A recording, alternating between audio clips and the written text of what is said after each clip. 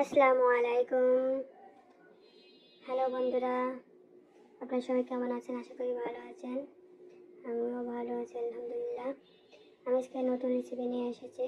হয়তো থাম্বনেল দেখে বুঝতে পারছেন, নারকেলের ভাজা পুলি পিঠা। আমি প্রথমে নারকেলটা কুড়াই নিচ্ছি, তারপরে গুড় দিয়ে এটা ভালো করে নাড়ু বানায় যেভাবে ওইভাবে ভেজে নিলাম। এভাবে ভেজে নিয়ে পাশে রেখে দিলাম। এখন একটা ডো তৈরি করে নেব চাউলের আটা।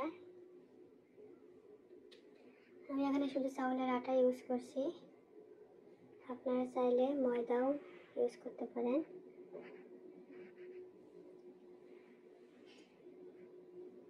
হালকা একটু লবণ দিলাম, লবণ দিয়ে গরম পানিতে আমি সিদ্ধ করে নেব আটাটা।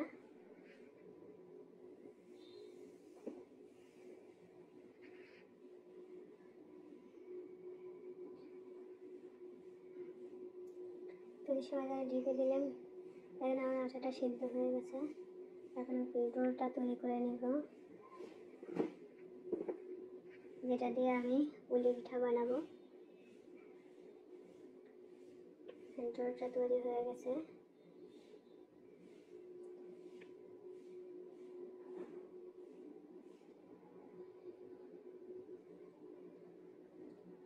এখন আমি ছোট ছোট করে ডো তৈরি করব, যেটা আমি মেশিনের সাহায্যে বানাবো, হাতে বানাবো না আজকে।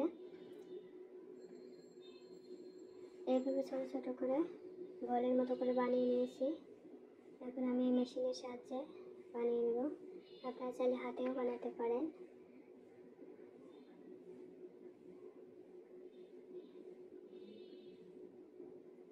বেশি যাতে হাত না লেগে যায় আটাটা, যেখানে হালকা একটু আটা ছিটাই দিলাম। বলটা ওখানে দিয়ে একটু চাপ দিলে সুন্দর একটা পিঠার মতো হয়ে যাবে। আমি বেশ কিছু এরকম ছোটো লুচির মতো বানিয়ে নিলাম। বানিয়ে নিয়ে তারপর আমি পিঠাটা বানিয়ে নেব।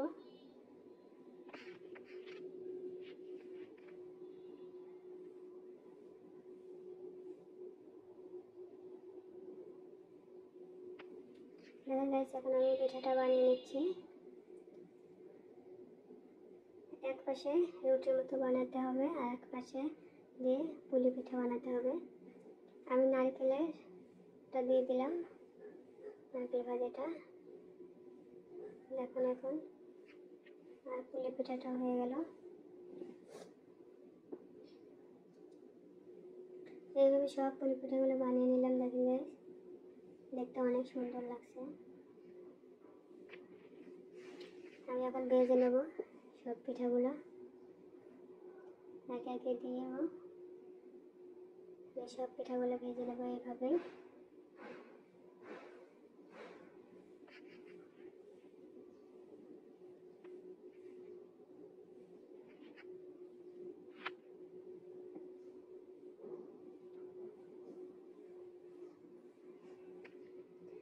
এটাকে বলে নারকেলের ভাজা পুলি পিঠা।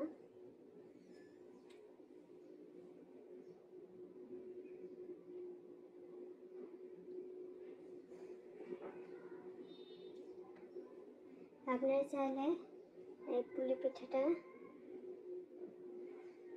এক ধরনের হালুয়া তৈরি করে বানাতে পারেন, বা আলু ভাজি করে সেটাও বানাতে পারেন, অনেক টেস্টি হয়।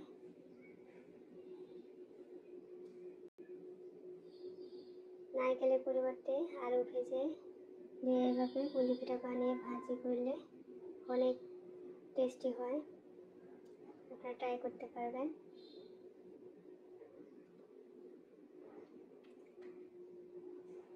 আমার চ্যানেলের রেসিপিগুলো যদি ভালো লেগে থাকে আপনাদের, তাহলে লাইক করুন এবং শেয়ার করে দিন।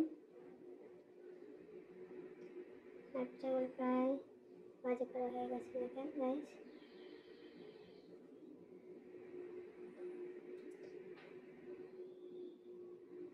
পিঠাগুলো এখন উঠায় নেব।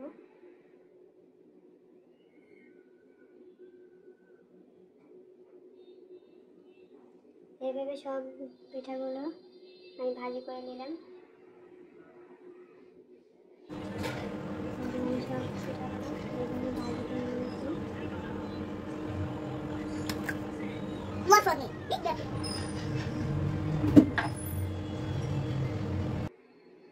আপনারা চাইলে এভাবে বানাতে পারেন। ওকে, আল্লাহ হাফেজ।